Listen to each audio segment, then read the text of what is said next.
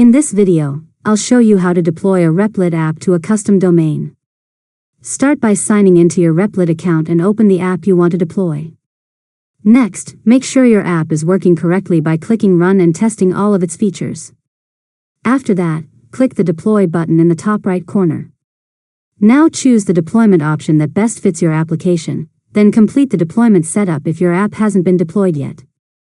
Next, once the deployment is live, open the deployment dashboard and go to the Domains or Custom Domain section. After that, click Add Custom Domain and enter the domain name you want to use. Now Replit will display the DNS records you need to configure.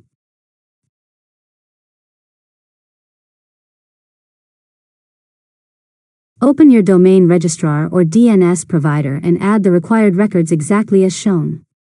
Next, save your DNS changes and return to Replit. After that, click Verify or wait for Replit to automatically detect the updated DNS records. DNS propagation may take a few minutes or, in some cases, several hours. Now, once your domain has been verified, Replit will automatically configure HTTPS and secure your site with an SSL certificate. Finally, visit your custom domain in a web browser to confirm that your deployed Replit app is live and accessible. And that's it. You've successfully learned how to deploy a Replit app to a custom domain. If you found this tutorial helpful, make sure to subscribe to Learn Mode Lab for more tutorials.